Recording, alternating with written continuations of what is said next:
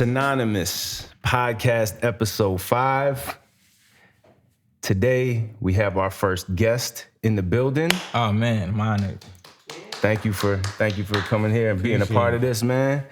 We got Reggie on the screen, Zordon style, face on the screen. But today our first guest, I want to give him the proper introduction. He's a good friend of mine. A man that wears many hats.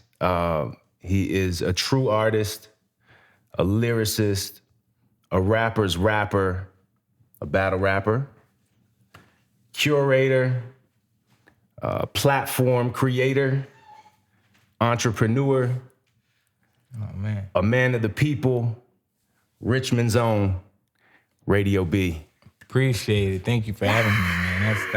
That's an incredible introduction. Hey, man, I could have done better, but we got you here. So I mean, you can say it better than I can, man. You do a lot for the culture, and a lot for the culture within this area. But yeah, it's even bigger than that. It's, you do a lot for the culture of hip hop, and so it goes. To me, it's bigger than just a Richmond, Virginia thing, but what you're doing in the Richmond scene is incredible. And, I've spoke about it on this podcast already with Reggie. Like,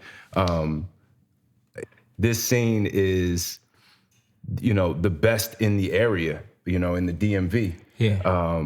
And I say that with confidence because, for, I don't know, the past almost 10 years, I've experienced all of these areas down here in Richmond, a little bit of the beach. I haven't, not a whole lot of experience there. But then, as you go up north and then all the way up to DC, there's nothing as far as hip hop culture goes that feels like what is happening in Richmond right now. No, I have to agree. I think there's a testament to that is, people travel from, Virginia Beach, all over 757, Northern Virginia, DC, Maryland, just to come to Rap Elite events and participate in Rap Elite events. But just to do a number of things in Richmond, it's just been I think this is like but I'm definitely on record saying this is the best era that we've had as far as like the Richmond hip hop scene. Yeah, it's exciting. Yeah, it's incredible. Being that I'm from Richmond, the Richmond area, I'm very appreciative of what you're doing. I think the hip hop culture in Richmond doesn't get enough credit for a lot of the talent and artists that it's produced over the years. And obviously, we could name tons of people that's come out of Richmond, and people don't even know they're from Richmond.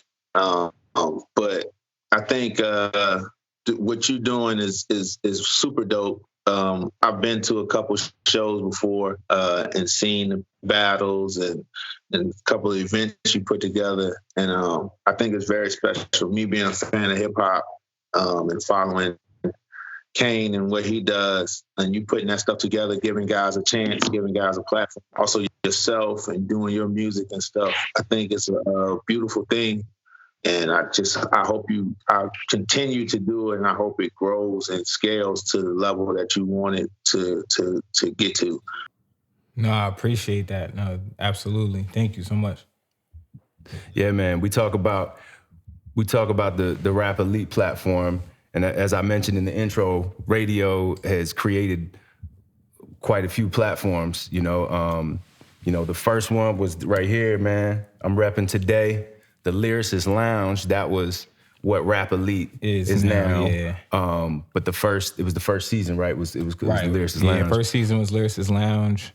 And then we transitioned to Rap Elite Season 2. We're about to have our second episode of Season 3 of Rap Elite tomorrow night. So yeah, I mean, we talk about Rap Elite. I think we've talked about it every episode that we've done so far. Nice.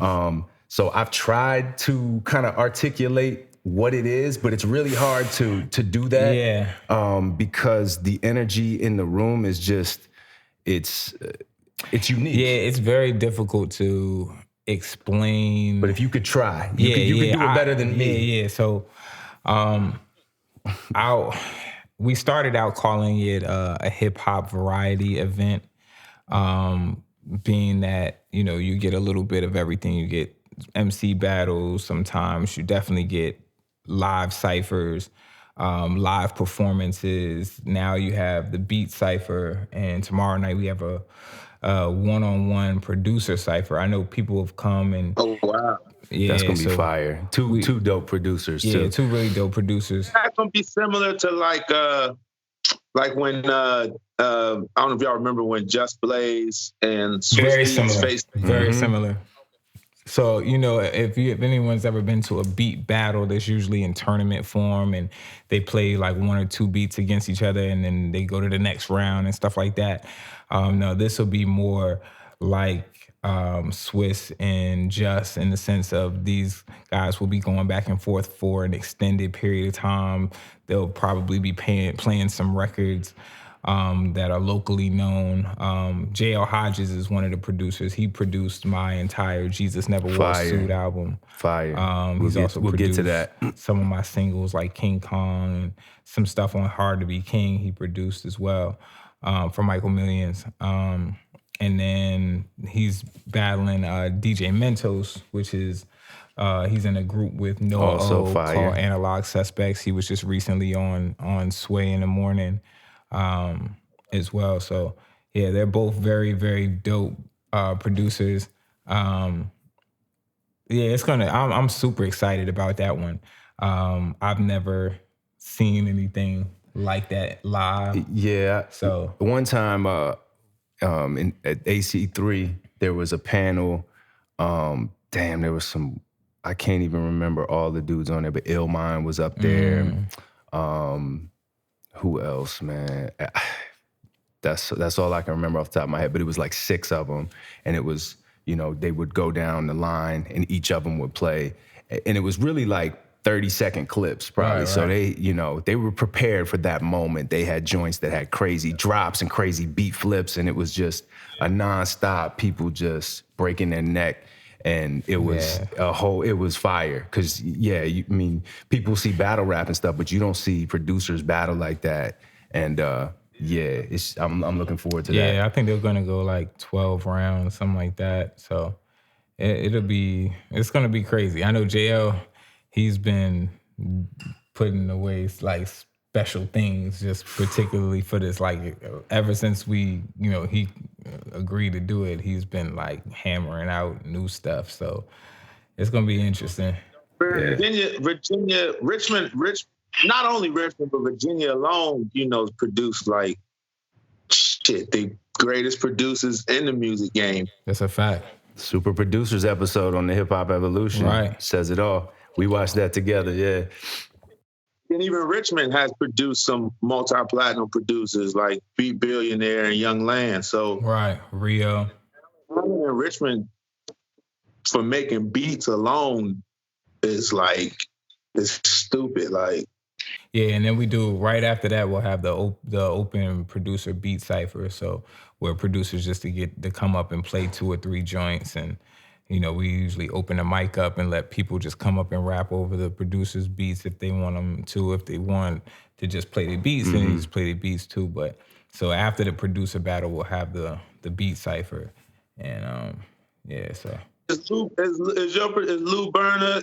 Is Lou Berner? Which one is he doing? What he doing? Nah, he's not. He's not. But Radio why Lou don't come at least play some beats in the beat cipher? Yeah, no, I mean he's gonna be with me. So you should bring some beats. Just bring 2 or 3 beats. Yeah. That's because Brand be getting in the name. Brand gets in the beat cipher. Nick's been in the beat cipher. So Yeah. No, I think that's something that we definitely should expand on. And Radio and I have talked about another possible way that Lou may be incorporated in the near future. It's another crazy idea that this dude always got something up his sleeve. Yeah, that's gonna be.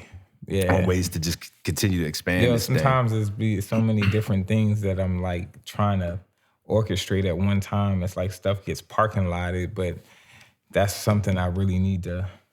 That other thing is something I need to Yeah, put in no, play. it's fire. And like we was talking about earlier, man, you do a lot. And I'm starting to kind of see how you feel. It's funny. I just remembered this when I got here today.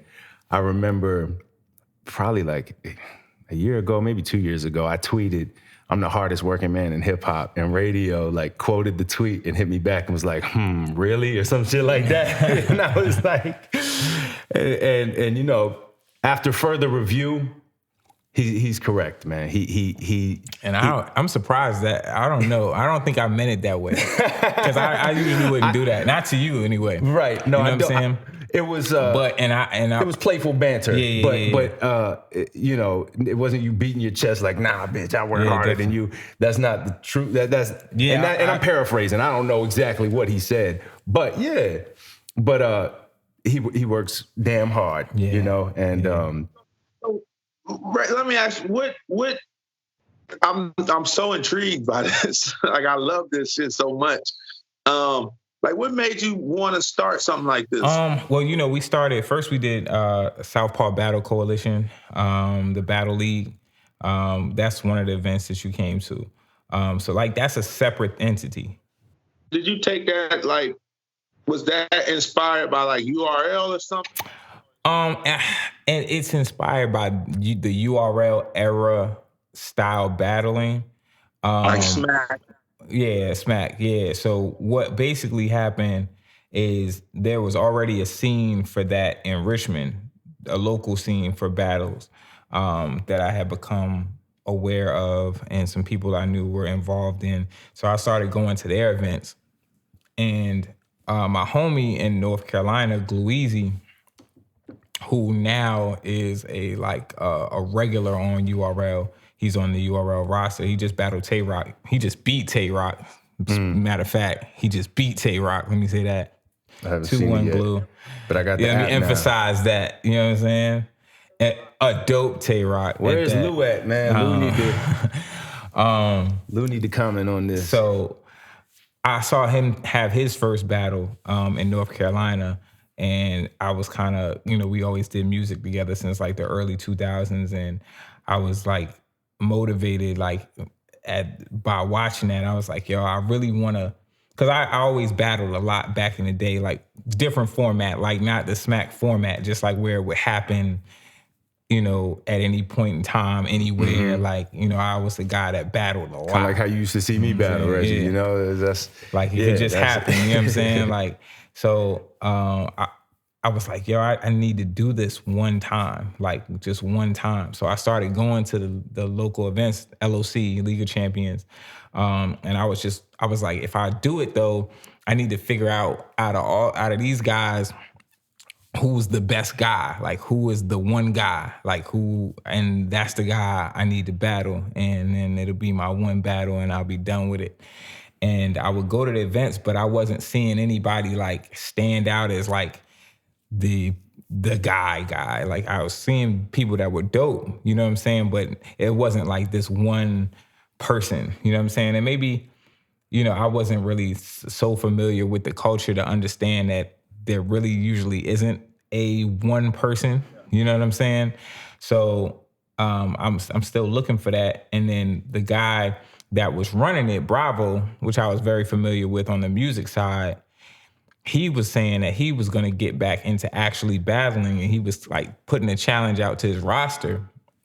And I know Bravo's dope, but nobody was like biting on that. And I was like, oh, they seem to be like scared of him. So I was like, nah, he's the guy then. Like, you the guy. Like, cause you do music. You and I are both known in the city for doing different things, and then you run this league, so you're like the Vince McMahon. Plus, you obviously have respect from the battlers. So I'm like, all right, you the guy. But so it was like walking into school, new kid in school. Like, I'm gonna get my respect. I'm gonna find the biggest, baddest motherfucker. I'm gonna knock his ass out. That was my goal. Like, because just me being, I'm always like, even with staying away from battling for all those years and just doing music, I'm a rapper's rapper. Like I'm a pen guy. I'm aggressive.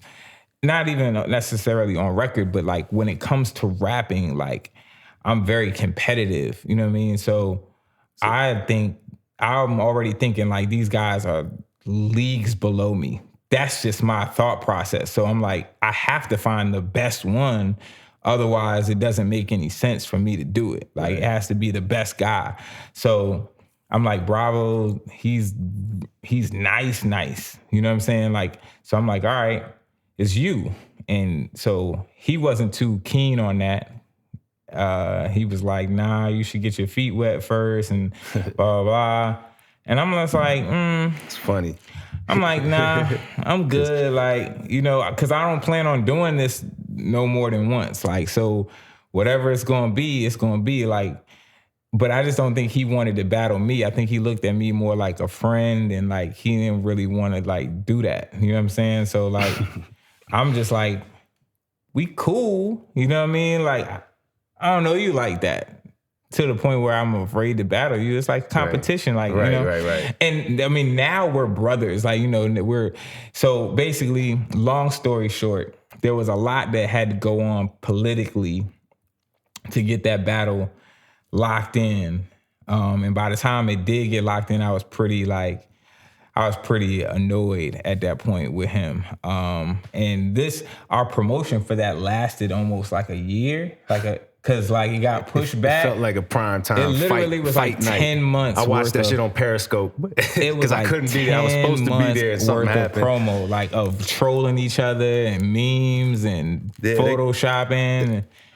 It was Captain like Converse. Honestly, like that's. I put them on the Wheaties box. That was crazy, bruh. So so by the time we got there, I had my popcorn ready. Skills was in the building. Big Nat, like, you know, it was a packed house. It was crazy. It was like 300 and something people in there. It was the same building that URL uses when they come to Richmond. The top. And it was the first time they had a battle event there. So we packed house and it was crazy, man. I won, you know. He did. I won. I think you and Bravo sat and watched it one time, and then y'all, and I think he agreed. Did he agree? And he's still trying to. He's trying to like dance around it, but it's really not. It's funny, man, because things have kind of full circle. But since then, I say all that to say, after that, some other things occurred, and we ended up starting a league. He left the league he was running. And then we decided to start a league ourselves. And from there, we did Southpaw Battle Coalition. And I always had the idea of like a lyricist lounge in Richmond, which would be like an open mic type of thing. But I kind of put it on ice because I didn't want to have like a dated thing. Like, even though I have the, like, I guess the respect levels to get people to come out and see it, in order for it to be like maintained, it has to be interesting or compelling in this era. Like, you can't just, no one comes to an open mic anymore. It's like, unless it's poetry or something like that. So much stuff left and right. Yeah, well, people, you know, are not so much into lyricism so much anymore. Like, you know, they want to do showcases and do their songs and stuff. So it's like, how do you get people to focus on just these raps and just keep coming out? Because, you know, you start something that's regular. Richmond is funny. They're fickle. Like, they may rock with it for 2 months, and then after that, it's like, so in the process of doing Southpaw, where we record the battles and then we redistribute them on YouTube and promote them through the YouTube and all of that stuff, it kind of gave me the thought process of, hey, okay, if we did Lyricist Lounge and we do these ciphers and stuff, if we film the ciphers, you know, then I can provide the MCs with their clips and their video of them in the cipher and stuff like that, and they can use that for their social media, and we can make it a whole like social media YouTube thing that's more current, you know what I'm saying, more like up to date. So that way you have the nostalgia of what it was, but then you have the modern, you know, digital age aspect to it as well. And that's what kind of made me say, yeah, we can. Exactly. And it's grown since the creation of it. And now, you know, he was saying like, how do you get somebody to care about like open mic type stuff? But people fucking care now. He's like, man, cornered the market. So like, if you want to come and have your proven ground moment where you want to come and show people that you can rap. Like, so that was the other thing using that. know? I'm glad you used that word because that reminded me of the like literal purpose of it. The purpose of it for me, or the reason, they say any business is like you're fulfilling a need in the community or your environment. What I saw in this era is like overnight artists. So basically people start rapping because they friend got a home studio, they record something over a YouTube beat, then they get a SoundCloud, then they got an IG, and then they're artists like next week. Like there's no vetting process, there's no rite of passage. You never went out anywhere and rapped and somebody told you if you could rap or not. You just decided. Took it upon yourself to start making songs, and now you want people to like help promote your music or listen to your music. You know what I'm saying? And it's just a bunch of half-baked. Yeah. So in my era coming up, you had to go places and rap, whether it's the barbershop or the school lunch table, or, you know what I'm saying? Like you encountered people in public and you had to like impress upon these people. And each time you did that, it was like experience points and like chips on your shoulder, and confidence grew, and you learned a little bit more about yourself. And then you went to the studio, and then you had music videos, and these guys got music videos, they got music on all digital platforms and never held a microphone before.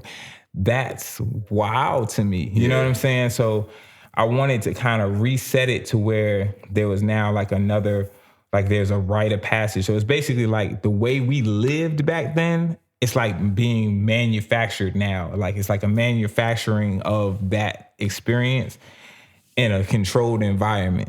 So it's still having the same effect though, which is beautiful. Like I'm watching people, really find themselves in this process, and they grow as MCs, as artists, and they talk about how it affects their music. And I'm like, this is what I try to tell people. You still got cats that are like, oh no, I'm more like an artist. Like I don't do the cypher thing, or I don't do the, And but I love to see what has shifted. Go ahead. No, because when he said that, I thought about you and your song Shining, and he was like, how you make garden call all over pretty. Shout out to radio. He had to hit me. That's when the light bulb went off. Think about it. Yeah. Well, that's another reference too, because he got a project coming out. He's working on. He's already got the shirts made and stuff. But that's you can speak on that. All art ain't pretty, and that's a really profound, succinct statement that says a lot, I think. But I think people get caught up in trying to. They want to be marketable. That's what this era is about. And they're scared to take risks and the brand is like more important than the music. Remember we was talking about what Royce the 5'9" said about the put your effort into the art. Put your effort into the art. Because if you don't, you'll talk about owning your masters. You'll own 100% of nothing. Right. Yeah. If you own your masters and your music don't last, then and it's crazy.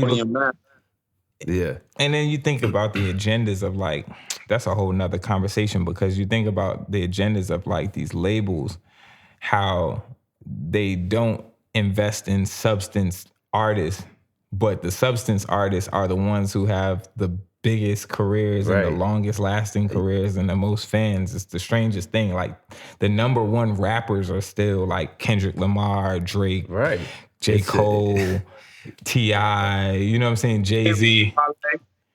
Wale even. You know what I'm saying? Like these are people that have substance. So they're the ones that sustain the longest, but they're not the ones that are invested in. Yeah, it's like a quick hustle game now. Oh, you already got the work done. You have 1 million followers or close to it. Yeah, for every one of them, there's 100 just, we can make a quick hit or quick buck off of these guys type of thing. But yeah, what I was gonna say was like, I love the fact that, some of those artists that may not consider themselves the type to be a cypher rapper or like, that kind of lane, they're now stepping out and They're feeling, getting drawn in. yeah, and that's the cool thing part of too. it. They're And getting it's making drawn them better. in. Right, exactly. Rise of Richmond rap. It's subconscious. It's like they're getting drawn in because of the clout.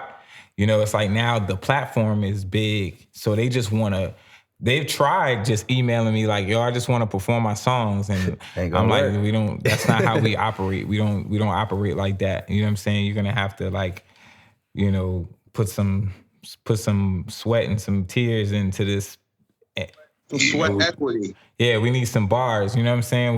We That's because you keep the standard. You keep it at a certain standard, though. You don't let you're not letting your you're not letting your entity get diluted. Not compromising. Yeah, exactly. And you know, we get a lot of resistance for that, but you know, we have a purpose, and the more I see it actually manifest and work, it's like, oh, you know, we got to stick to that. So we've added so many different layers to it now with the Stat Central and the draft and all of that, but it all supports the original purpose and concept. So it just actually just drawing them deeper and deeper and deeper. So like the MCs that like they're all in a group chat together and DM on IG that are in the open cypher tomorrow night, all 30 of them. Oh, really? Yeah. So yeah, as soon as you sign up, you get put in a chat.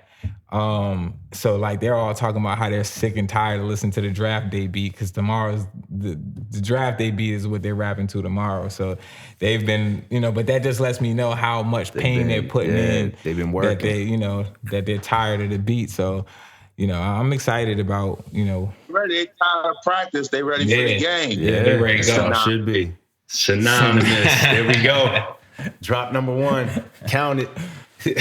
Out of the practice. Let's play. I'm ready to play. We talking about practice? Yeah. Not a game. Not a game. Practice. Yeah. Practice. No, Shout out to Bubba me and Chat. Travis used to battle in college. In our room, we used to have this blanket, and we used to call it a chinchilla. And we. That's when you was in your bag, when you put the chinchilla on, bro. That's when you was really cooking. We be standing on the bed, like just. Oh, she in chinchilla mode. That's hilarious. Yeah. I was a baseball player one time. Travis think I got washed, but I didn't say that. I saw him talking reckless on the comments on the Synonymous channel or whatever, and he said he smoked your boots. And I said, nah, you gotta take it up with Reggie. That's what I was saying. I was like, nah, let Reggie talk about this, because I don't think he would have smoked you, but I don't know. We don't have the footage to ever know. He said, who knows? Who knows? Yeah, exactly. You can't conceive. No, that's exciting, man. When I get back home, I look forward to attending more and more of those events. Of course, I definitely want to support anything Richmond. Of course, I'm coming to support Kane, but I'm looking forward to that. That's very exciting. Yeah, we keep Kane in the mix. Yeah, I keep him busy. Man. I keep him. I find a reason to get him involved in the last however many episodes. I want to be involved, man, because I just see what this movement is, and I got to be a part of it, man. It's super dope. I got a team for I got my fantasy team locked in. Yeah, a lot of people didn't like my pick.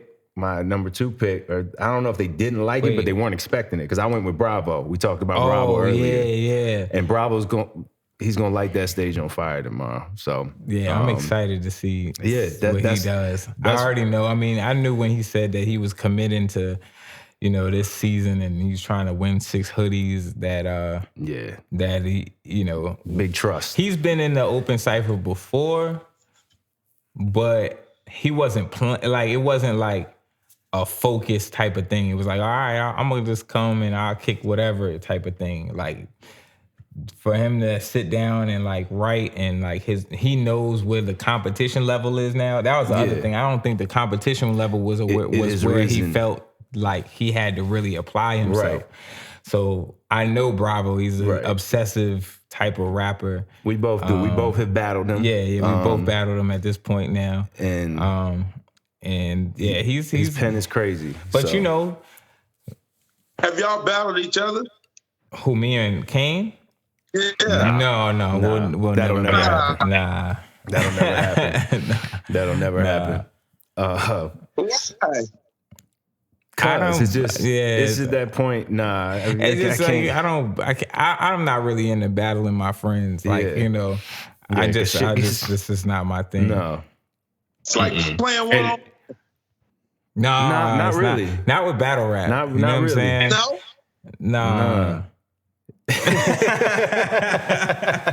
I'll set it up. You're trying to instigate shit. You know what I'm saying? Nah. So it's just certain people I'm just not going to battle. Right. Kane's one of those people. Drop was coming. The drop was coming. There's actually not a lot of people that I wouldn't battle, but Kane is one of those people. And Nick is one of those people. Kane is one of those people. I'm just not. I would share the same sentiment. Yeah. Not a whole lot that I wouldn't, but that's the one that's on the no fly list, man. It's not gonna happen. Not. This is no. I would have no. There would be no fun in it for me. Like literally to talk about Kane in a negative way for me is like I have no way of like, because I'm like that. Like I want to like. We could do the compliment battle. Them, you know like, right, something like that. Yeah, if I didn't hate them, if I didn't hate compliment battles, we definitely could do it. Stupid, but but outside of that, I mean, like, we can do records and like, I'm always try to out rap them on a record or whatever. That's a friendly thing. That's how we'll play one-on-one. Yeah, that's about it. Yep. Synonymous moment. So we've played one-on-one a couple of times in that respect. Which we need to get back. And because I was thinking this also earlier, man, we've been collaborating in many different ways over the years, but then I was thinking about it. We really only have 2 records to show for it. Yeah, that's great. But like, I guess 3. The Doom joint. Oh, that's right. I forgot about that tape. I was playing that the other day. That shit was fire. Yeah, I love that verse. I only heard it a couple of times. Damn, I didn't think of that. Yeah, but anyway, we got a lot more music to make because this dude is definitely an inspiration to me. I got to get you on the pyramid building. John. Yeah, we'll talk about that. That's been crazy. But yeah, I was telling you, man, it's really dope to be able to be inspired by your friends or like a fan of your friend's music. Like, right, this my dude, but I will definitely like play his music in, riding around and shit like that. It's like, which leads me to talking about your music catalog. He's got an extensive music catalog. His latest project, Kill the Dreamer, Volume 1. So I'm guessing there's gonna be some more volumes. Yeah, I don't really put much thought into like how I want to do multiple volumes of that, but there definitely will be more volumes. That was fire. They're not coming this year, though. Yeah, I know what you got on your plate as far as projects. I got about 3 projects, maybe 4 that I'm working on like right now. Yeah, some small EPs and a full length. But it's gonna be a busy year. Yeah, he just dropped the Rise of Richmond rap single. Yeah. Jesus Never Wore a Suit was 2018 album, which was, well, let me ask you. And then before that, it was Sunday's Best, which was kind of like the prequel to that, to Jesus Never Wore a Suit. What is your favorite project or the one you're most proud of? I think Jesus Never Wore a Suit.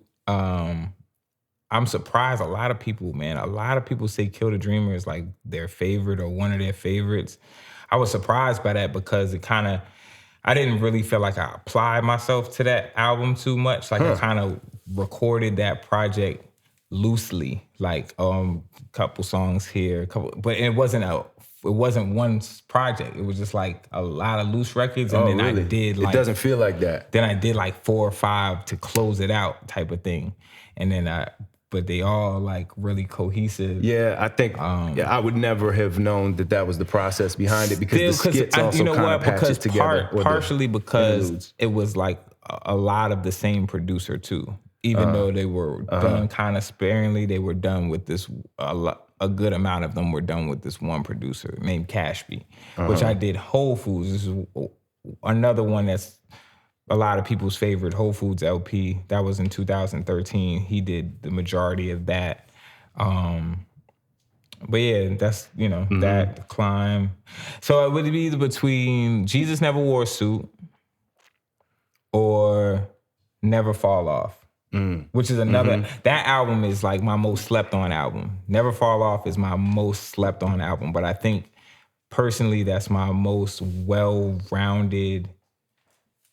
I gotta go back to that one. I haven't listened to it in a while. Well-rounded album. I mean, as far as like doing everything that you would do, the full sound spectrum in an album. As far as sonically? Yeah, sonically, okay. Like not pigeonholed into like, one particular sound, kind of like some commercial records, some hard records, right? Storytelling, just the different things and the skits and all of that type of stuff. Like what you would see, because like when I make albums like that, I'm thinking in the mind of like if this was a major label release type of thing, like if the whole world was hearing this, these are the type of records, the type of range that I would want to show to the world if they're asking like what kind of artist is Radio B, like what is he capable of. So like those are albums to me. A lot of my other projects are like more like passion projects, like I really connected with this producer, let's knock something out, and we knock an album out. But those are not like, to me, are not full representations of my artistic capability. Like your whole range of what you can do. My whole range, right. And I feel like, when, my favorite artists, like, it's like, yeah, you enjoy those moments when they do stuff like Jay with American Gangster. Like, I love American Gangster. It's like that get me started. And Reasonable Doubt are fire. Yeah. We were talking about that a couple weeks ago. Reasonable Doubt and American Gangster are like two of my favorite Jay albums.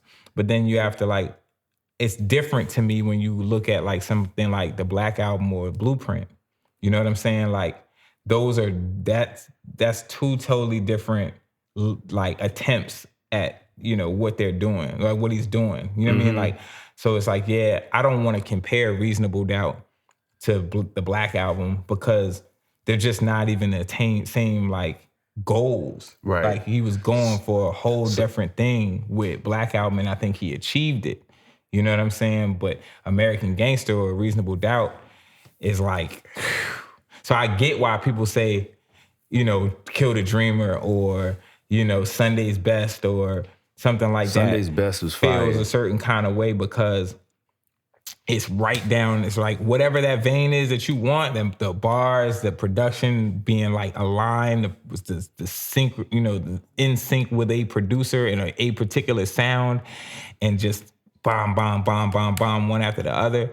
You get that with like a Kill the Dreamer or like, Sunday's Best or something like that. But then like with something like Black Album or in my case, Never Fall Off, it's like it goes here, it goes there. So you might love this, but you might not be so keen on these types of records. Right. But somebody that has that full, like I just love different types of sounds, they're gonna say, like, this is my album. You know what I'm saying? Because he gave me everything. You know what I mean? That makes sense. But I kind of stopped creating like that with that mindset of like, because I used to create like that. Like I want to try to hit these different things. Do we have a record for the ladies? Do we have something that the radio might play and stuff like that? For me, I never do. I'm not a conceptual artist.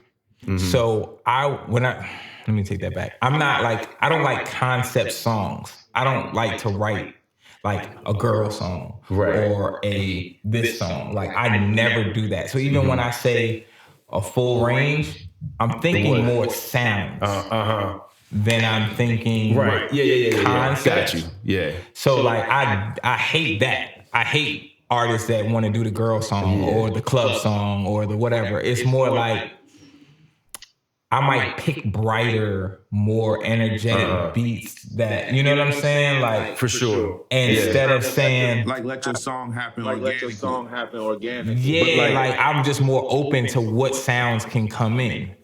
Whereas, like, if I do something with Cash B, it's either all Cash B or the beats gotta be like, they gotta have the same kind of groove, that same kind of like Dilla Right. feel. And so where would you say like Jesus Never Wore a Suit Jesus lands Never Wore a in- Suit in- is more towards like the Never Fall Off realm, in the sense of like the production is bigger Yeah. and more intense and more like musical. Yep. And then as you get later in the album, it's also more like melodic and commercial, and you got big songs like Grace. You know what I'm saying? Right. There's records in the Seed, like that feel good records, and you know that to me is more of like a complete album. Those are my two. That's why I think that's why I say those are my two favorite, because I think they give a better representation of my abilities than something else. Yeah, because I mean, I think with Jesus Never Wore a Suit, you get that. You get the different, the different feels, but it is all super cohesive as well. Right, And right.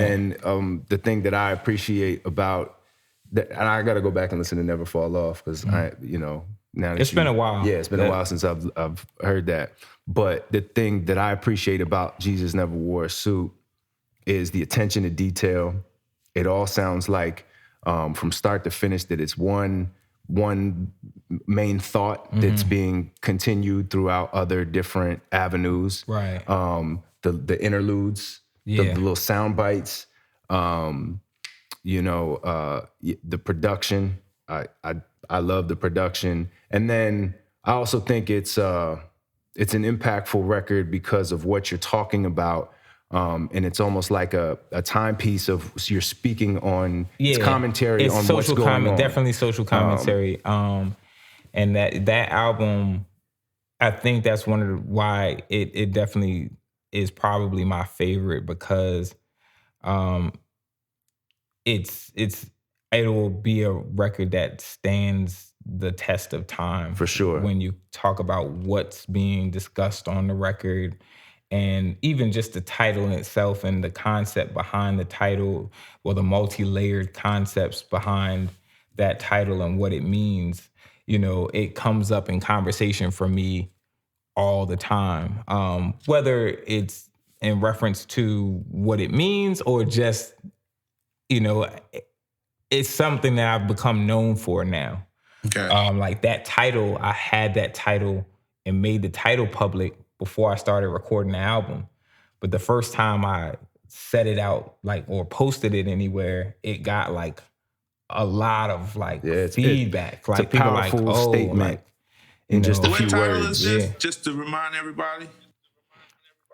Jesus Never Wore a Suit. Yeah. And That's I a think dope title, though. it's also, it's powerful, and it's a lot of That's hard. It makes you think, even if you don't know what he's it's like, talking about. What do you mean by that? And and also, It creates a if you search conversation. that shit on the search queries, you ain't gonna find nothing else that says Jesus never That's wore the a suit, right? craziest, right? So it sounds like something you heard before, but it doesn't exist anywhere. Right. Like, it literally is very unique. You can find me. Honestly, if you're trying to find me on all digital platforms, you'd be better typing in that than typing in Radio B, because my name is so general. Like, it's hard to find me on Can you help me name my next iTunes. album then, bro? Sure. Because Sure. I'm great with there's that. like a million Canes. I'm great with titles. I got this Spanish band like Kanye. Oh yeah, your name keeps probably getting mixed into my shit, See? and I'm like, yo, it'd be making me want to change my name, bro. Gotta do Like, some I'm salsa. I just wish that it was easy to find me. Like, it's impossible to find me anywhere. So, but you yeah, say, like, I'm good with title picking name names. like that would make it a lot easier. Like I said, title like that, without even hearing the music, like I said, that does more than just, that's like I just said, it's more, it can start a conversation with that. Like Jesus never wore a suit. Like you said, what does that mean? Jesus never wore a suit. And now you just going into it. And I had so many conversations, but between online or just in person, like I would bump into people at one end. Like I said, the album wasn't out. Like the title was out for like 10 months before the album came out. Yeah. And I would run into people like friends and stuff, and they would just be like, so tell me about this, tell me about Jesus never wore a suit, and like, what do you mean? And, and that's when I knew I got something with this one. Like, and, once I locked in with JL, and, he was just so super talented with instruments and just everything. Like I knew, and like the first batch of beats that he sent me for it, I was just like, oh man, yeah. I gotta get with this guy. Yeah, he's amazing. He no, for real. He really is. Talk to him tomorrow. You're gonna want to after the producer battle. You're gonna be like, because he been sending. I ain't gonna lie, he been sending me. Oh, you got some sneak peeks. Yeah. He's ready. He's ready. Yo, but another one, before we get off this topic, another one of my favorite, is probably my favorite project, is 10,000 Hours. Oh, man, yeah. And that's a joint project between him and Michael Millions.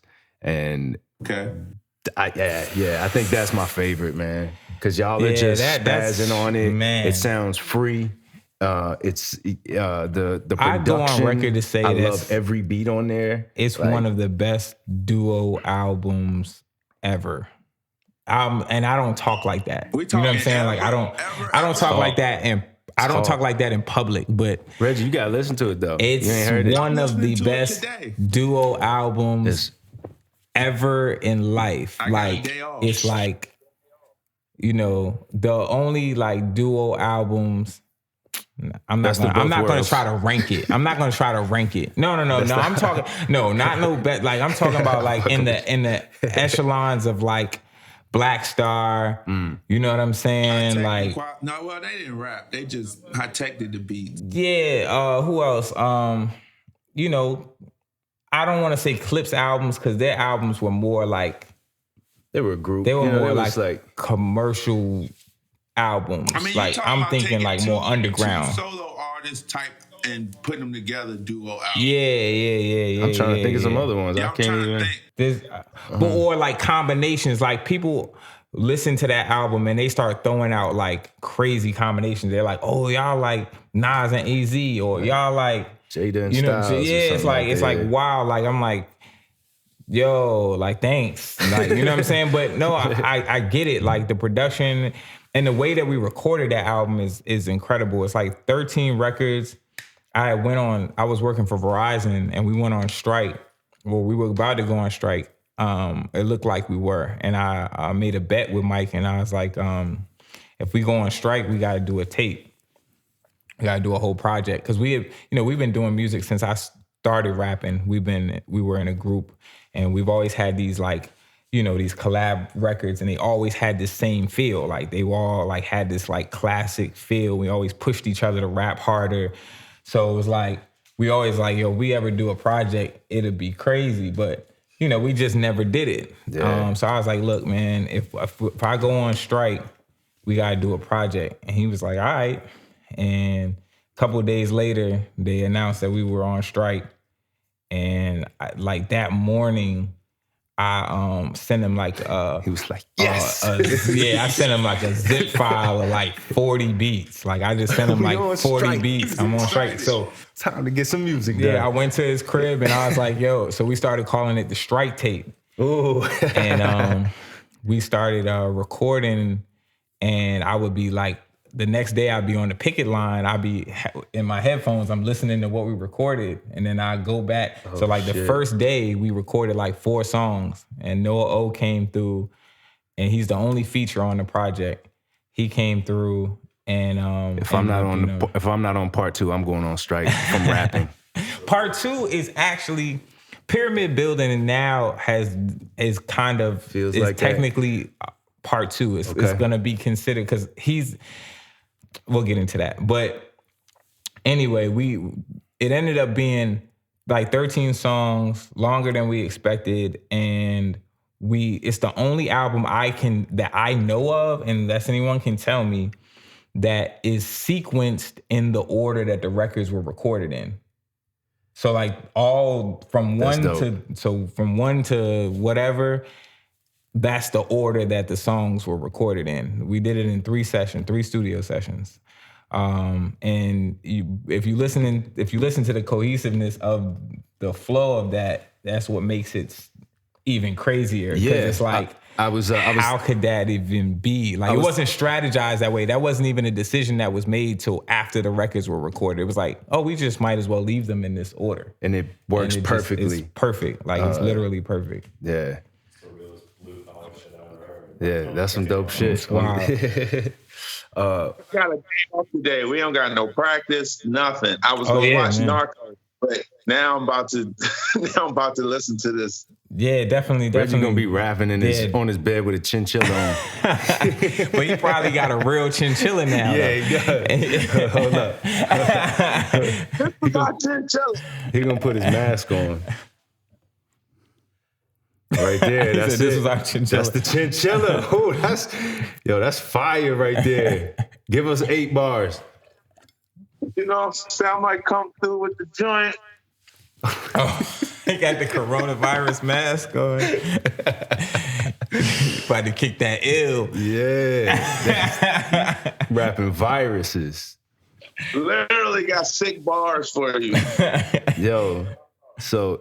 Bro, I can't wait to check that out. Yeah. Speaking of bars, I want to throw a couple at you. Okay. One of them is from that project. Okay. It's one of my favorites. I'm paraphrasing. I don't post my whole life on IG because I learned that most people that do are just posers.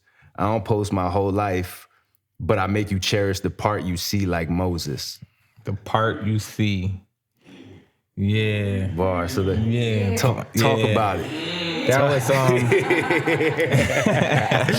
that was one of my when I heard that, my face twisted up. I hit you immediately. Yeah, that was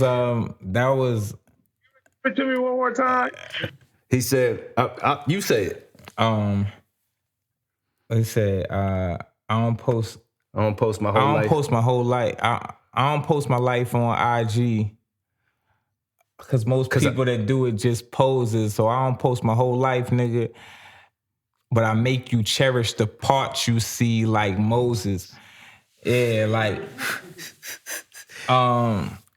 yeah, that's on, what's that joint called? That's on Viceland. Viceland, Yeah. right? And you know, and that's how organic that whole process was. We had Viceland on in the background. So like in that song, I have like a whole Viceland scheme that I do. Did you catch that? Like the noisy thing. Yep. And then you said the fuck that's delicious. Yeah, the fuck that's delicious. All of that. We were watching Viceland. We weren't watching it. It was just on the TV in the background. he just got it. Oh man. I already caught it. But then as he telling us about Viceland with the scheme, he had the Vice on the back. I'm sitting there thinking more. I'm like, that's hard. That shit go hard. I wish I could remember I'm getting old, man. So and you also got a lot of verses up there, man. Yeah. So I wish I could remember the Viceland scheme because I think that's my favorite part of the verse. But yeah, like this is how organic it was. We just, it's on in the background, so it's like it just bled into my verse, and it's just kind of how it's just. We recorded those songs so quick, so fast. Like I remember one of the records, we had just finished 2, or maybe it was the second. Yeah, no, we finished 2 and we were on the 3rd record, and I was like, I gotta go get something to eat. So he had turned on the beat, and I went to Five Guys. He had his to verse get when a you got burger, back. Right? So I come back though. I love that shit. I'm sitting down eating the burger, like I'm about to eat the burger, and he still had the beat playing, right? So I'm like, okay, boom, just play the beat, and then he turns on his verse. He had already recorded his verse. His verse was recorded, so I'm like, oh, yo. I was like, oh, that's how we playing? That's how we playing? So literally, by the time I finished eating the burger, I had my verse. You had it written? Yeah, I had my verse. And I went and laid my verse. Do you physically write? I do physically write now. For like 6-7 years, I didn't write a thing. I wrote everything. I went through a phase where I did that, but I like, and then I now. I was on my whole thing. I mean, like, I feel like at some points in life, if you really do this, like, you have to, because you're doing other life things, and you have to be able to store some shit in your head until you get to a pad, and that eventually morphs into. When we started doing it, it was because like we was really trying to be like Hov. Like it was a thing that other rappers didn't do. I never felt like I needed to. Even at that time, only Hov did it. Hov and then Wayne, and it's like a couple, but Hov, Wayne later. Wayne. Yeah, I said. But like, Wayne. But at that point, like, it was like a legend. Like it was like a thing. Like, you know, people pretended, but they didn't really do it. You know what I'm saying? And my brother Nicholas F., he sent me this record one night, and and it was like a whole storytelling joint. Like it was a mixtape record. He was like killing that joint, and I'm like, oh man, you spazzed. And then he was like, yo, I ain't write that joint. He was like, I ain't writing no more. And I was like, what? And I was like, oh man, like he beat me. It wasn't something I was trying to do, but I knew, you know, in my mind, I'm like, because we did music together all the time in his parents' basement. So I'm like, yo, I'm not about to be writing if he don't write no more. Like, that's dead. Like, that's dead. He's not about to be up here like, and I'm like, that's one up. Yeah, that was dead. That was dead. So like literally I was pissed going to bed. Like I went to bed like hurt, like yo. And it was crazy though. That was the thing. It wasn't like some like elementary, you know what I'm saying? It was like intricate. Dog, I never even heard you write like that. Like what, like this is crazy. Like this is your first time not writing? I was like, okay. So I got up in the morning. When I woke up that morning, I was still mad. So I turned on this beat and I was like, man, look, I'm starting now. Freestyle this shit. So as I'm getting ready for work, and by the time I got to work, I had like 2 verses in my head from this beat. You know what I'm saying? And I was able to do it. And then after that, I went to the next beat and I had another song in my head. And, you know, just like Hov said, it's like an exercise. You know what I mean? The more you do it, the easier it is. And what I found, though, is, see, I've never been a big writing on pads. Even when I first started rapping, I was typing my raps. And for me, my thoughts flow more fluid typing. I type fast. I taught myself how to type when I was a young kid. Why do you think that? Because when I was like, I taught myself how to type with a McAfee program in like the 5th, 6th grade. Like in my room, like I just had it on the computer and it was like a game. It wasn't like I was really trying to learn it. It just was a game and I was doing it. So I just had the skill. With the home keys? Like, yeah, everything. Like I was on nice. the home keys, so when I bro, got to high school and they had a keyboard in class, I was already typing. I started the class typing like 65, 70 words a minute. They ended up being faster than me by the end of the class because I never tried. Like I was like, I'm good. Like, you know what I'm saying? Other people, they learned it like the exact way. So they're like 80, you know what I'm saying? But it didn't matter to me. Like, but you know, that was something. So when I started rapping, you know, if I had thoughts, like it was easier to do this than to do this. Because it's like I would have to think here and then do this. And then my handwriting's never been good. And you know what I'm saying? And you're erasing. And it's like, it was actually causing me to have writer's block at times. Okay. Like I would write at work and be like, yo, I'll be having writer's block. And I have to like go over here. And I'm like, yo. So I was starting to feel like I had a ceiling. So in my mind, up until that point, I started feeling like, yo, if I stop writing, I feel like I would break this.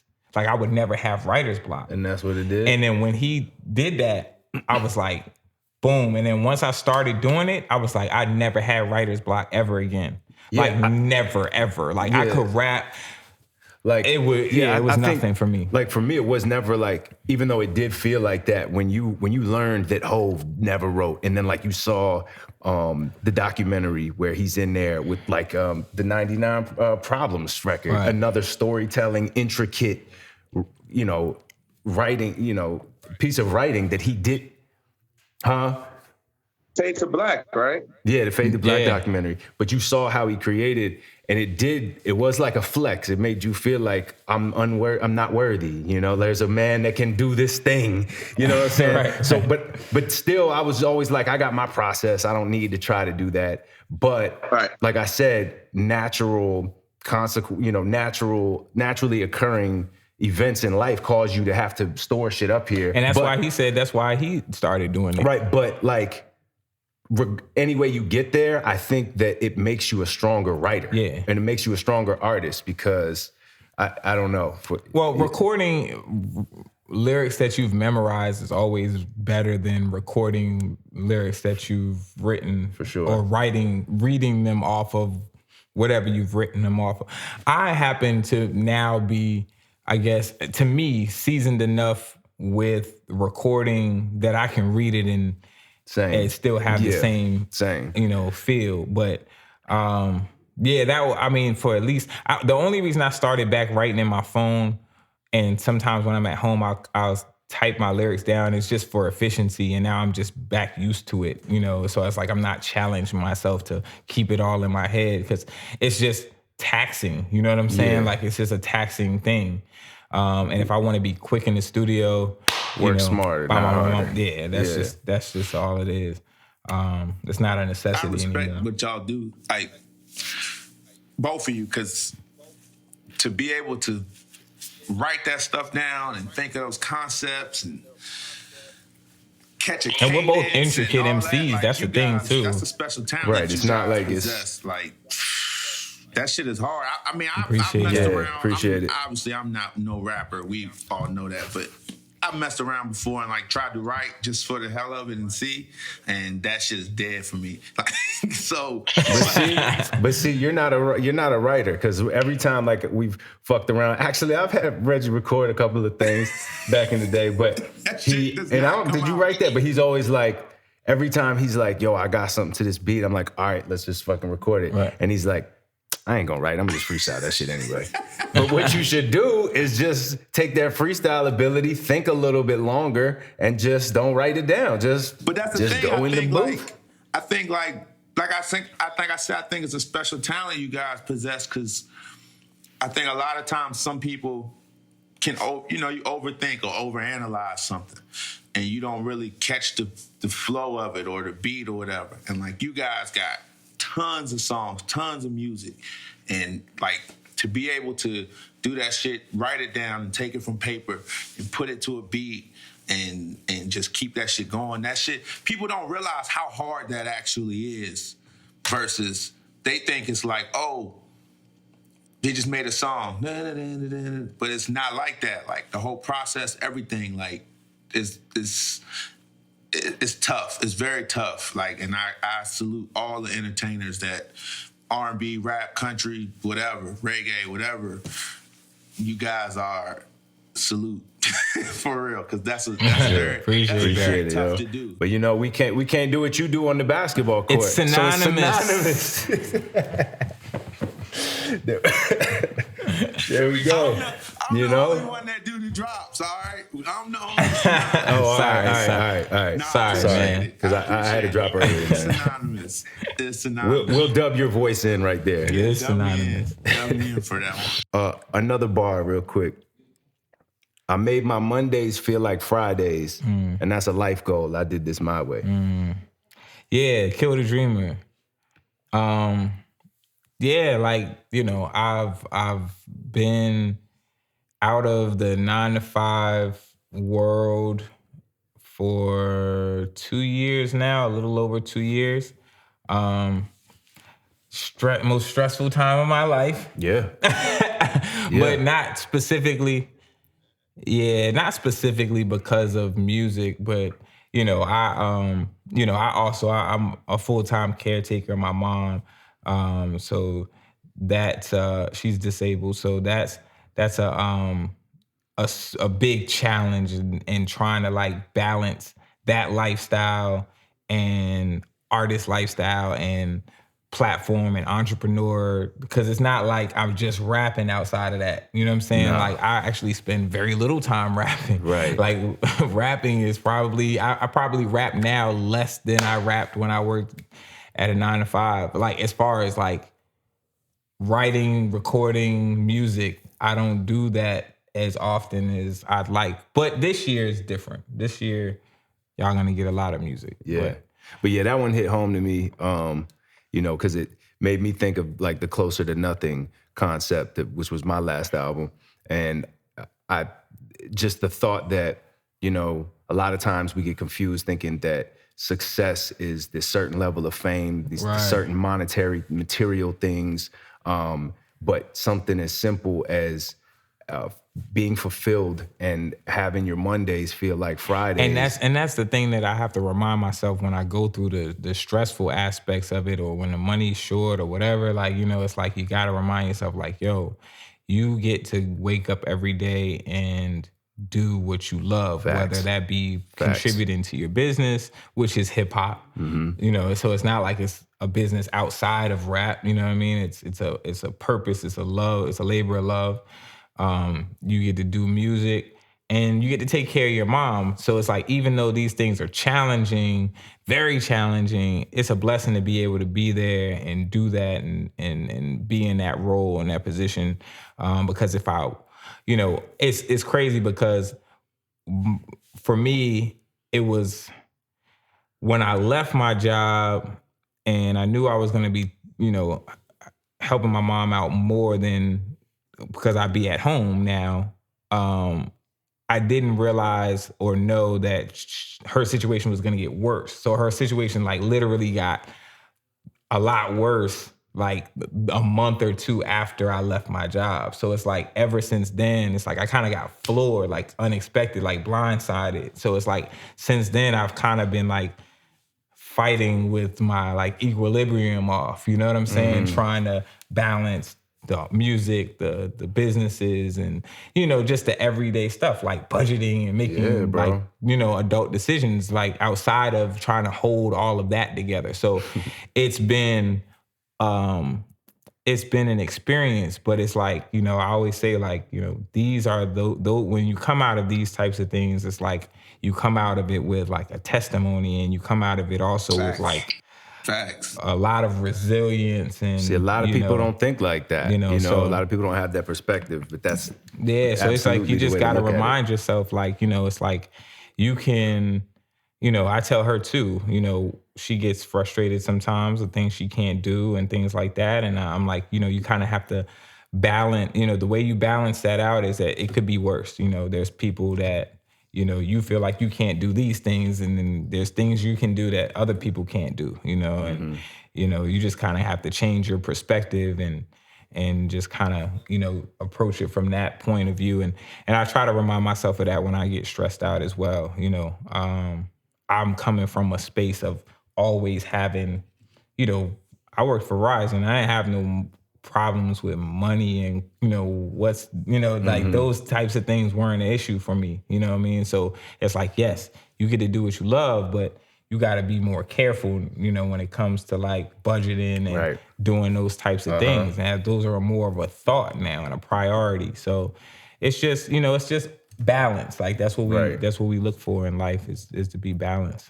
I mean, it's like I and I always say, every day you wake up is a blessing. Like Absolutely. everybody don't get a chance to wake up and see the next day and just have an opportunity or a chance at life to do anything that they want to do. So, I mean, just to even get out of bed, like for me, it's something that's a special moment because it's a chance. I always use this line that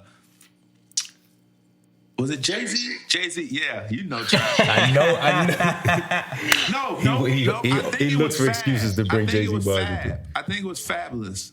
It was Fab, and the line he said in one of his songs was a chance is a lot to give. And when you think about it, like people don't have to give you a chance to do anything. Like or an opportunity, because somebody can always tell you no. Right. Like, so somebody giving you a chance or opportunity to do something, I think is a blessing. So like even just the opportunity and chance of waking up the next day is a blessing. But that's just my perspective, my take on life. You know? A chance is a lot to give. I agree. I agree 100%. Before we get into sports, being that this is the Synonymous podcast, Reggie likes to remind us of the title of the podcast quite often. But, we talk about the similarities between athletes and artists, right? So when you think about yourself as an artist, what athlete is your equivalent? Radio B is synonymous with who? Oh, man. Wow. Any athlete. Don't have to be basketball. It could be... Yeah. Wow. Mm-hmm. You never thought about that? I'm glad I haven't answered this. I really didn't. I really have not. I really have not. I'm trying to think of nah, y'all can't do it. You got to. We're gonna circle back. So think, because we talked about this, and I was sitting here hoping that he wasn't gonna ask me that, like on the first couple episodes, because for whatever reason, I haven't answered that yet. But because he never asked it, and so I'm glad he didn't, because still in my mind right now, not to put any more pressure on you, but I still don't know what I would say. Yeah, it's very difficult. I mean, I think it's kind of narcissistic to say about yourself. Yeah, but you got. But I'm not afraid of being that narcissistic, because I'm an artist. You know what I'm saying? Right. And as an artist, we are narcissists. We all humans are narcissists on some level. But I don't know if I can find an accurate, because I don't want to be like, yo, Jordan, Michael Jordan, you know what I'm saying? Or I want to find. I'm a true, I believe in metaphors. I have a lot of faith in. I know that there's a accurate metaphor for it. You know what I'm saying? So it's like, who is it? I don't know, and I don't want to describe what I'm looking for either, because that'll really sound crazy. You know what I'm saying? But. Right. That's if I could just come up with the person and let you fill in the blanks. Oh, I'll tell you why after I find that person, because at least my humility can fall along with them. Because there is a humility aspect there, but I don't know who it is. Yeah, I'll think on it. Yeah, I'll think on it. Just keep it up there. Trav, we'll circle back. You've been preparing for that question, Trav? And I still got nothing, because that was like a really good explanation of why. Because, you don't want to say somebody that is like... I don't even want to say anybody that's in the league. I think that's what throws me. I think that's what my issue is. If I'm thinking basketball, football, whatever... But as on the synonymous tip, not to cut you off, but on the synonymous, when you're thinking about it like that, you in the pros. I would think... You in the NBA. I would think more in I would probably pick someone that's like a playground legend.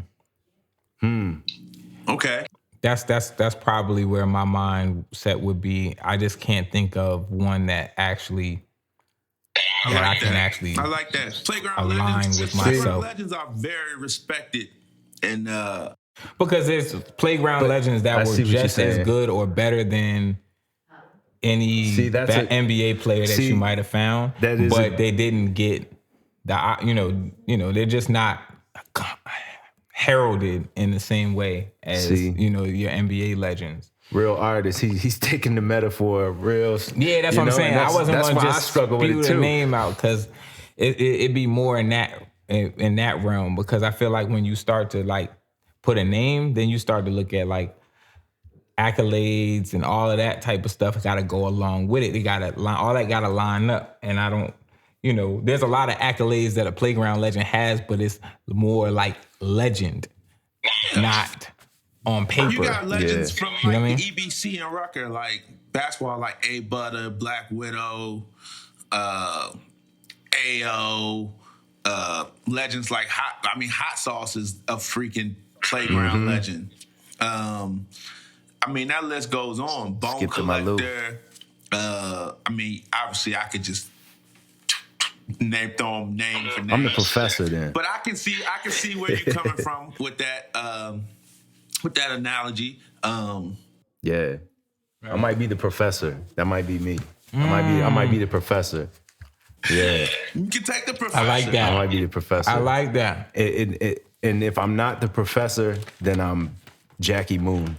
Oh my gosh. Love me sexy. If I'm not the professor, I'm Jackie Moon. I give you I told you who I give you. I give you Billy Hoyle. That's so. I can definitely give him Billy Hoyle. Yeah, I give All you right, Billy I'm Pat Hoyle. Connaughton. I'm Pat Connaughton. You Pat? Yeah, I'm the second coming of Billy Hoyle. I thought Pat had a shot at the slam dunk contest. He did, but he kind of. Everybody was doing that. No, The same dunk. Pat jumped over I mean, him. well, it wasn't the same. Pat He jumped did, over him, but touched backboard. oh, and he hit the did- backboard. Are we Yeah. gonna get?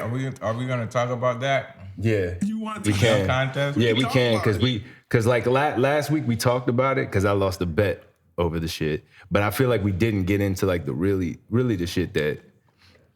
I That just want to mattered. say that Dwayne Wade should be absolutely ashamed of himself. Like,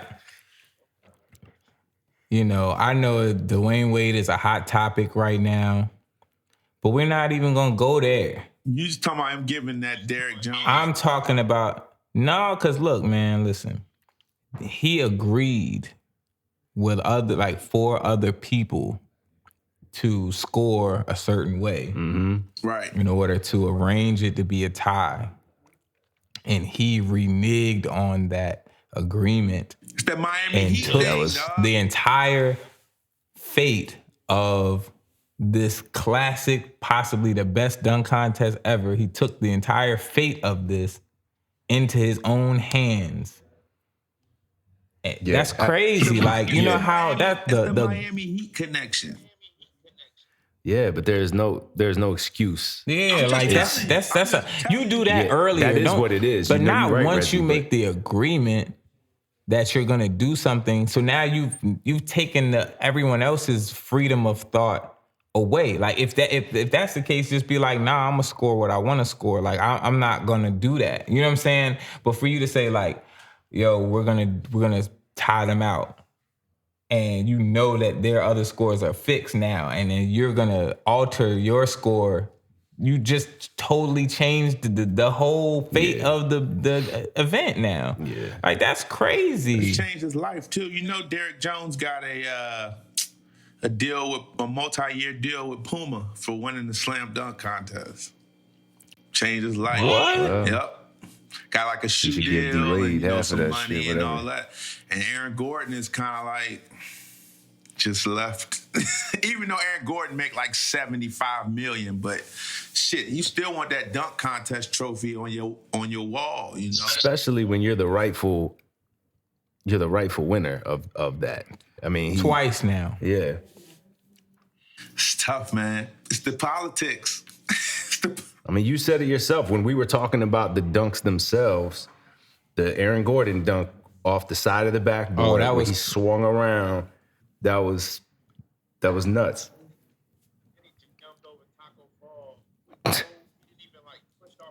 Right. Crazy. Yeah. But Sad.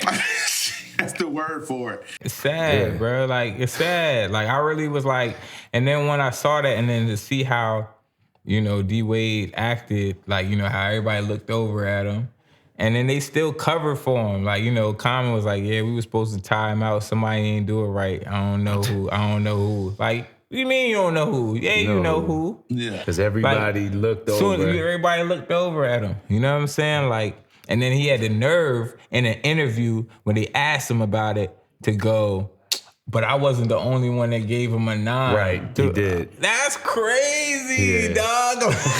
Just accept responsibility. Just accept it. Yo, the other people gave him a 9 because it was agreed that they would give him a 9 to get to this point. Like that was the agreement. Had you not done that, they probably would have gave him a 10. Yeah. Crazy. That's crazy. Yeah. Man. I like, to me, it's just a moral thing. I think that's the thing that it's like, yeah, it's the results of a dunk contest. It's not a big deal. But to me, it's like a morality thing. Yeah. And it's like, you know what I'm saying? Like, when you have the gall to make that type of decision, it just makes me just wonder, like, are you like this shady kind of individual? Like, I couldn't imagine doing that. Like, you know how much it takes. Yeah, the platform that you like on, the whole world is watching, and you have these are not just Joe Schmoes that you made this agreement with. It's Common, it's Candace Parker, it's Scottie Pippen, like Chadwick Boseman, Black Panther. It's Black Panther. Black Panther himself. Even though he was zooted out, I don't know what he was doing. He got it right. You know what I'm saying? He got it right. Right. Like, he won't even paying no attention. Did you watch the All-Star game itself? I watched the fourth quarter. So that's all you needed to see. Yeah, like that was amazing, man. That was crazy. What'd you think of the last play? The fourth. I mean, I think honestly, when you're playing that intense at that point, it's gonna go like that probably. Just like heat of the moment, decision somebody's that was gonna the best because play. they're gonna foul you. Like when you're playing, to that extent, like you're gonna get fouled, yo. Reggie ain't having it. You don't think they should have had? It just should have not been a free throw. That's not the problem for me. Yeah. It was definitely a foul, It was a foul. and that did happen. But what we talked about was leaving it up to that to happen. Like, go ahead, Reggie. I'll let you speak on it. My issue, and I always clarify what I'm saying because I'm not on the same level as these guys. And I think LeBron is the best player in the world, my opinion. It's Team Giannis versus Team LeBron. Next basket wins, right? That's what the situation was. Mm-hmm. It was Giannis and LeBron at the top of the key, one-on-one. And LeBron passed it. I feel like in that moment, you're LeBron. You're the best. And you got Giannis, who's come last year's MVP, getting all the clout. Yeah, I agree. Yeah. This was a moment for LeBron to show the world, like, this still my shit. Yeah, you know what would have been the perfect thing that could have happened? And I think it would have been like the most legendary thing ever, now that you say that, is if LeBron would have waved everybody off the court. Yeah, I think everybody was anticipating that. That's what You heard the everybody crowd go wanted. up a little bit. That's what Everybody was like, wanted. is it going to happen? Like there's And a then- picture. The picture is like you got the Amigos. Everybody was like standing up on the Yeah, they were sidelines waiting for looking. that. He got in the triple threat position. Then he kind of stood up and was looking for the pass. And then he was like, he got back in the triple threat. He was like, oh, here we go. And that's when the crowd, oh. And then boop, he got back up. Mismatch. Yeah. So that's why I thought you were saying at first, like heat of the moment, you found the mismatch. It was like, boom, get it to my guy. Because you're just thinking to win and I instincts. wasn't. You know what? Honestly, I don't think in my mind I didn't even think about him not passing the ball. I just thought them still playing basketball. Mm-hmm. But thinking of it from that And perspective. it's the All-Star game. And that's the perfect ending for Kobe, because Kobe's whole thing is Mamba mentality. I'm gonna kill. Right. It would have been poetic. Right. So you put LeBron at the top versus Giannis, the two captains of it's an all-star game at that too. So it's supposed to be entertaining, which it was. So basically for me, it was LeBron, you take Giannis. If you don't score, you and Giannis back on the other end. And that's how we gonna do it. But Yo, you know what? They should just make that the rule.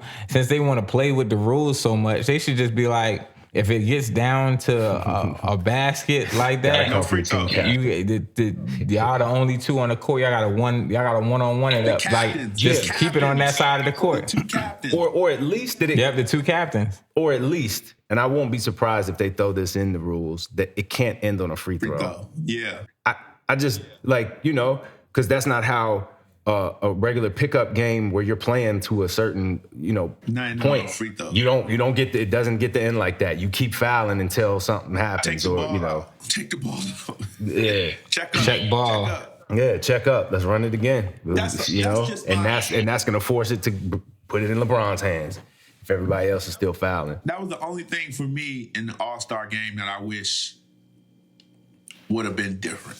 Was that was really one moment that could have solidified and added more to LeBron's legacy. Him ending the All-Star game with a bucket to let everybody know, like, I'm King James. Like, right. But then on the other hand, if he don't end it and then Giannis comes down and gets the bucket on him, what does that do to LeBron? I don't know. That's just how I look at it. It's crazy. Yeah, I mean, it's a risk. You know what I'm saying? But that's it is. But I think it's a safe risk because at the end of the day, it's an all-star game. You tried. You at least had the guts to try to make that game winning play. And so if Giannis comes back down and the next possession and ends the game, it's the All-Star game. It's Team LeBron versus it's the two captains against each other. It's not that big of a deal. It's not like he blew the NBA Finals or something. Right. So I think it would have been a safe risk, but I wonder if he sees it like that. It probably didn't even cross his mind, truthfully. And I don't think that necessarily takes away from anything. I think it's just like you've been playing a team game the whole time, and like it's a certain mentality that's going to. And he's not that kind of player. Right. I completely in basketball, he for sure 100% made the right play. He took advantage of the mismatch.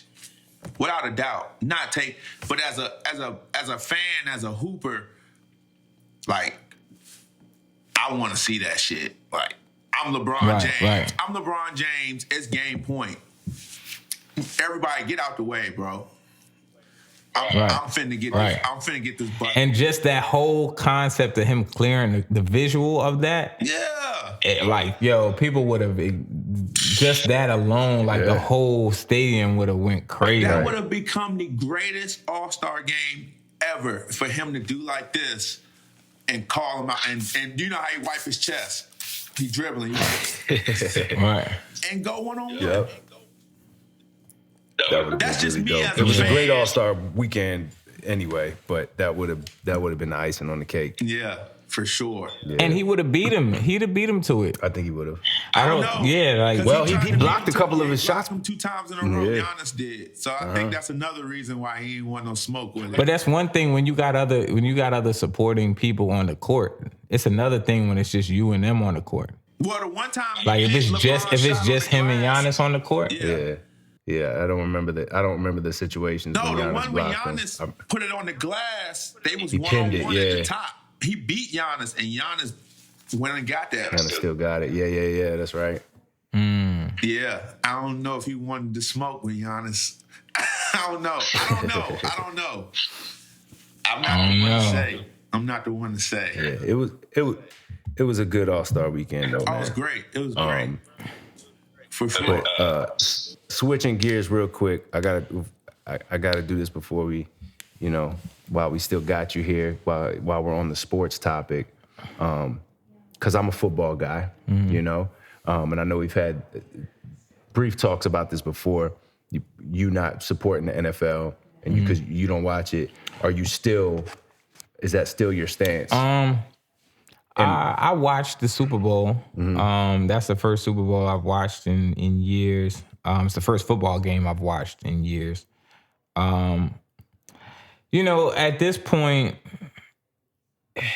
I'm just not pressed, but I'm not actively boycotting. Okay. And it's just, for me, it's just, I don't know. Like, I don't know where I don't know what I'll be boycotting for specifically at this point. You know what I'm saying? Yeah, Kaepernick doesn't have a job, but I don't know if Kaepernick is actively If he even seeking wants a job. right? One, and then two,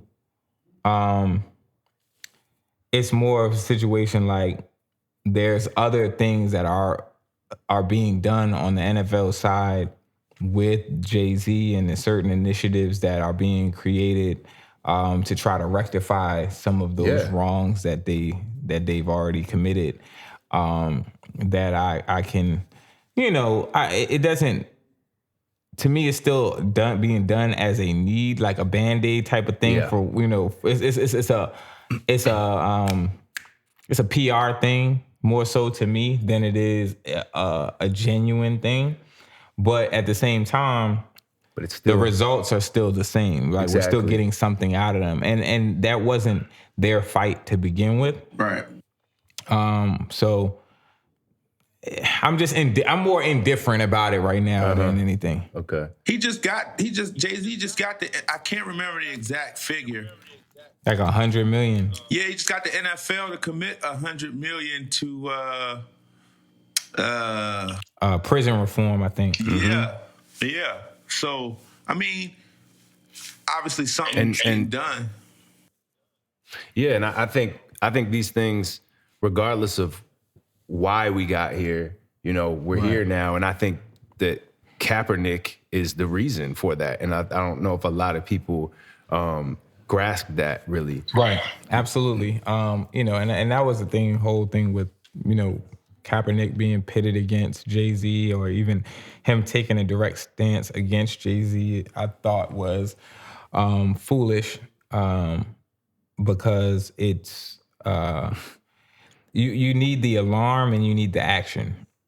So to me, the protest is the alarm, and Jay-Z saying we're past kneeling wasn't to diminish kneeling or to say that you can't do it anymore. It just means that we need to also do something else. So it's like you can't keep just ringing an alarm over and over again. Somebody's got to come and put water on the fire. Like that's just got to happen. So 100%. And you can't do that without being in the mix. Like the thing is, like I challenge people that say like they don't want Jay-Z at the table or they don't want someone working at the table with the NFL, but it's like if you want them to enact some sort of change or justice initiative or whatever, you don't want them doing it on their own. Right. Like you want someone from the community there to be guiding them. Whether you feel it's Jay-Z is qualified to do that or not, that's a separate opinion. But you want someone that actually cares and that's actually a part of, the Black community to be able to say, look, he's been ultra active in the Black community with the Trayvon Martin documentary, the Khalif Broward documentary, the helping Meek Mill, helping 21 Savage, not to mention other charity things that he's done that people don't even know about. Yeah, the bailouts. He bailed out a bunch of people during the Baltimore riots. He bailed out a bunch of fathers on Father's Day. He's written open letters about the war on drugs. Jay's been, and even the what's the 444 album visual rollout on Tidal. There were a lot of content that was very, I would say, therapeutic for the Black community, helpful for the Black community. It wasn't seen on a mainstream level because it was only on Tidal. But a lot of that content was like, amazing. And it was definitely something that, people needed to see. I was hoping that he would figure out a way to package it and release it. What was the Friends video where it had the Friends concept? They had that, right. And then they had the other one where they had all the different men talking about like their different experiences with being unfaithful and just like the importance and growth of what they learned from these different experiences and relationships, and what they learned growing up as to why they were in these toxic situations and stuff like that. And you're talking about people like not just anybody, but you're talking about like Chris Rocks and just like different like celebrities and different people that but they're like in a very candid, they were just caught in the studio just sharing these things, these experiences. And that was huge, but so I was hoping that he would take all of that and figure out a way to like package it and release it in a way that was more broad than just title. But all of these things I've been seeing, and even years before that, even him and the Smiths, they've been investing together on different ventures, and they put Fela on Broadway, and just a lot of different things that they've been doing behind the scenes that they don't try to get publicity for, and I don't think they get enough credit for it. Okay. No, he, like I said, man, I agree with you. Like, I think that, I think that, we just gotta, that whole situation, we just continue to fight and just, try to make the best that we can. I think Jay-Z gonna do a great job with the, working with the NFL. And I mean, I'm really excited to see what the future holds between that partnership. Yeah. That was all very. Go ahead. I was just gonna say it was all very well put. About the alarm and the action, and now he's in there. Like, so, right. I mean, we had to have Kaepernick in order for Jay-Z to be able to be in a position that he's in. Yeah. So it all works hand in hand. You need both parts of the movement. So. For sure. I'm glad he's in there. So I'm excited for everything he brings around it. More than even with the political side of it, I'm excited for just to see what he also does, like on the entertainment side of it as well. Obviously, we know he has a great, like we talked about, Trav, the great eye and ear for talent. We talk about the J. Cole thing. Like, how the fuck do you just think J. Cole is just gonna be like? He had lunch with Baby King, though. Like, yeah. So I you said but he had lunch with Baby King. I mean, yeah, J. Cole, but had lunch with Baby King. So what really matters here? I'm telling you, Baby King. It was just lunch. Baby King. No. A lunch with Hove is never just a lunch. Yeah. Yeah. If you think about it, in the whole scheme of things, if Hove gonna sit down with you, it's a reason that he gonna have a oh, that's a fact. Whether y'all eating oodles and noodles or whatever, if he giving you some time of his, it's for a reason. It's precious. It's valuable time. Yeah. Baby King. All right, so radio. Do you have your synonymous match yet? No. Nope. Okay. All right. Well, then let me ask you this: being, what you said about D Wade and his actions last week, a couple episodes ago, we said that.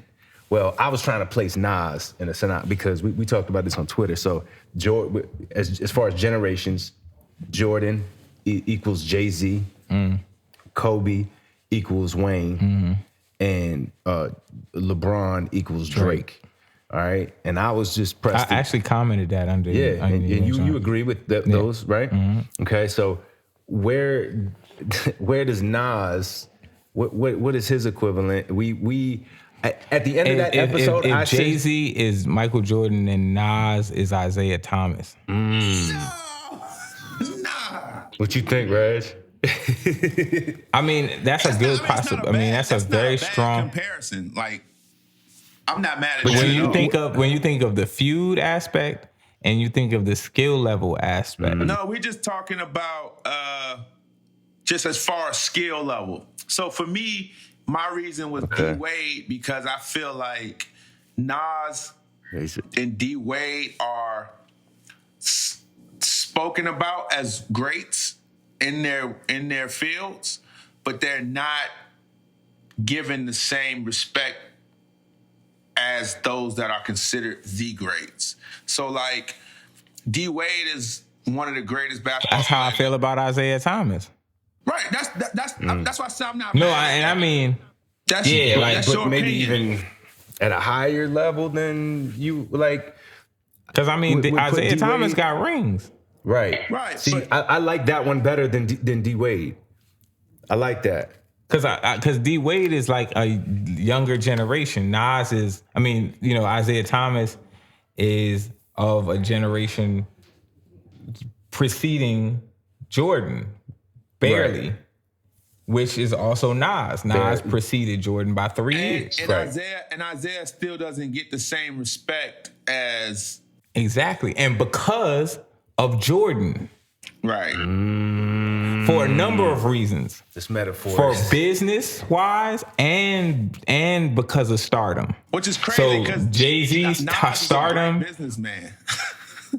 Huh? I said, which is crazy because Neither was Isaiah. Isaiah was Isaiah made bad decisions, like publicly, like when they walked off the court when Jordan won, like those were that was like a bad decision. And it kind of like marred his career in a sense of like, he didn't get to be on the dream team because he was considered to be like and I don't think Nas is like non-negotiable type of guy, but just if you're gonna do parallels, like there's like the Jay-Z Nas thing and the Jordan Isaiah thing are very like now that. they have to play friendly now. They play friendly now, but they still probably don't like each other. Like Jay and Nas like the same deal. Like they play friendly, Yeah, but they still drop their probably last still got the albums on little the- like type of thing. Like, it's still there. So it's like I'm surprised I came with that fast. That was good. Because I've never referred to him. Yeah, that was actually That pretty way. good. That was pretty good. That was very good. That's what, see, I couldn't, just like I couldn't find a good equivalent for myself in the moment, I could not find one for Nas. And we settled on D Wade, and that's much better. He wasn't able to come up with the synonymous equivalent for himself, but now we have the question answered. Who is Nas? And he's not D Wade. That might be the title of this episode. I'm Isaiah. still rolling with D Wade though. That's my pick. Okay. But the Isaiah Thomas comparison is really good too. Isaiah Thomas that Thomas one, equals too. Nas. Because the you got to think Detroit is also like that whole Bad Boys thing is like it's a classic. They're like classic. Right. Nas is classic. You know what I'm saying? Yeah. It's like Nas and the Bravehearts, Isaiah Thomas and the Bad Boys. Yeah. You know what Talk I'm to saying? him. Like, Yeah, but like it's a thing. Jay washed the whole Braveheart crew when one verse. Jordan washed the whole Bad Boys. That's what I'm saying. Big dog, Clint Rob. Listen, homie, you a flea. Your little brother Jungle is guarding me. Come on, man. I'm done. Gardening me. You know what I'm saying? Oh, that Jordan bar sat. was crazy. And your bodyguard's Uchi Wally verse was better than yours. Better than yours. Feel me? Man. And Jay probably blackballed Nas at times after that, and Yeah. Jordan blackballed Isaiah. Yeah. Now you make some very valid. There's a compelling argument. I mean, it's way stronger than what we were coming up with. If I'm gonna apply a metaphor to something, it's gonna have layers. Oh, you Like there's gotta gotta be big some type layers. of. It's like syllables in rap. I ain't gonna just rhyme the last syllable. I gotta rhyme 2 to 3 syllables. My metaphors gotta have 2 to 3 layers. It ain't gonna be just, nah, he was that and he was that. I hate when people say stuff like that. Like, you gotta be able to like, Right. To another area that I didn't. Like my comparison with Nas and D Wade was that I think both of them are great. But I think Right. both of them at the same time of being great are underappreciated. So and see, that's right. right. So that was I my feel the thing same with way, Nas and D Wade. but I feel like there was that and then some more stuff with Isaiah. Yeah, you added That more metaphor got stuff. way more layers. Yeah. So I just kept it at Yeah, one. it one lines level up. Where It's I way thought more this should be synonymous. Underappreciated. It's more synonymous. We'll dub your voice It's in there more again. of a synonym. Root words. Oh, man. Synonym. All right, we way over time because we could sit here and do this all fucking day. Yeah. But as we discussed earlier, we know this man's time is precious. So thank you for the time that you did take out. No, I appreciate to it. get with us on the Thanks podcast. for having me, man. It's a great time. Yeah. Thank you. Well, 1,000 times over. Thank you. Likewise. Be safe out there. Yeah, keep the mask on, bro. Right. I'm not even going to grab it right now. I'm going to leave it alone. Like we've said before, as a part of this podcast, I want to shed light on artists in the area, artists that I'm a fan of. Anybody that we bring on, I want to try to give a platform to them. And I also want to show the rest of the world, what I'm a fan of and how dope they are as artists. So Radio B, if you could bless us with some sort of a verse, that would be much appreciated, man. I'll give you the verse. I'll give you a cappella from this is a record out I have called Rare Form. I did it after Nipsey passing. So it go, I said, a sucker took Nip but couldn't suck up his energy. I felt his tweet about strong enemies, but that wasn't one. Real niggas leave real legacies. We ain't one and done. I hope you see where I'm coming from. Some niggas so real, a fake nigga shouldn't speak on his life, and you rap niggas shouldn't speak on his wife, but that's another chapter. Seems like we caught in the rapture. Real spill, need a Dr. Sebi recipe for shit this ill. Big shoes to fill. Is it conspiracy or is jealousy? Hell, if we fighting over that, then that says it all for visionaries. Motivated, dedicated, who put it on our backs to see our cities elevated. No, it's lonely, nigga. They ain't gonna see it how you see it. And until you see it through, ain't nobody gonna believe it, man. It's frustrating, mind-blowing, time ticking, bills piling up. Better watch who you riling up, yo, homie. That's my style of what? If you gonna rock it, nigga, style it up. Cause my new shit about to be polished up. We live for it, die for it, save for it, master the shit before we ever slave for it, and we'll never cave for it. We came for it. But with evidence, we never came forward. Stand up, niggas. Know the answer. Put your hand up, niggas. Don't take no handouts. We learning by this land up. We gonna do it. So prolific, nation builders, pain written on our face like the tears on the face of killers. I'm in line like the base of Dilla. You out of line, these niggas saying whatever on their mind like it make them realer. I pray you niggas get discernment or some standards. I pray these politicians do more than trying to pander. Who cares if you listen to Cardi or ever smoke weed? If you see me stop by a cop, would you let him smoke me? Would you say I had it coming? Oh, fuck it don't matter nothing. You know us niggas, we don't matter nothing. That's about to change. Sam Cooke say we have it coming, and I believe it. I still believe it. Shit, don't let them steal your hope, young brother. You can achieve it. These goals is preserved for those who care for them, those who manifest and ain't scared to air for them, those who manifest and ain't scared to air for them. We in rare form. Yeah. Thank you. Fire. Appreciate it. Yo, Radio B signing off. Yo, what's coming up? What should we be looking out for? Events? Man, definitely subscribe to RVA Rap Elite on YouTube. We have our full schedule from now to November at the Dark Room.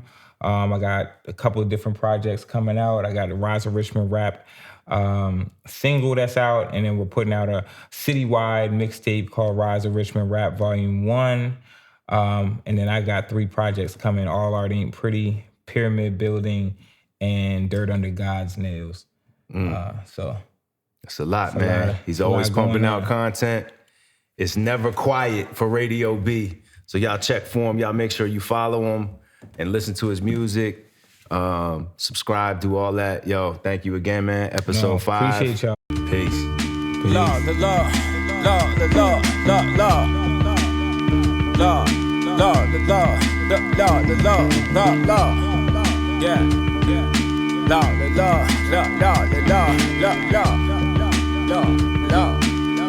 Yo, you wouldn't believe how I wreck it. Perform heart transplants. I'm moving from my sleeve to my record. I give you ease for effort. But what would I get sense? What takes you effort? I do it ease, so effort. This is nothing you can F with. Your grade point average. Just said you can't see me. Your grade point average. And fuck if I offended you. Stay from around me, nigga. I'm hitting all in my perimeter. Malva with the rifle, malnourished and trifle. Niggas don't really understand this food for thought. I'm 4 for 4 and 4th and inches situations and look forward to taking a mile next time. I'm wild with it, wildly witty. Wow, I'm litty. Your bitch, I might pipe her. She get rowdy with me. You pull your trump card, I bring Saudis with me. The way I son niggas don't get cloudy with me. I'm fucking You know around. what the business is. I've been penning this. That's hard time with sentences. My image is like I run 5 businesses. Don't get it twisted when I'm in this tide. Why? Cause I'm winning this. Been the realest since antennas and Genesis. I am that motherfucker like Oedipus. Been ahead of his class, he ahead of the future. What the hell is a past? What the hell is a rap? I write movies, I slice duties, I light doobies and take shots like I'm trying to fight cooties. I'm immune to the fake shit. You old makeshift rapper and you DJ playlist. I stay A-list, I make shit that you ain't gotta skip, so I never stay bayless. I'm the proof this is real, I'm the Pope and juice. I give the culture jewels by the multitudes, ain't no ultra boost. I got stripes on the lodo, USA flag pants stance at the dojo. In the panic room now where I wrote this. My rap sheet is one long quote list. Oh shit, don't you ever grow hopeless. You the motherfucking dopest, yeah. That was me in the mirror like Stuart Smalley. Life a bitch, that's my newest shorty, I'ma do a doggy.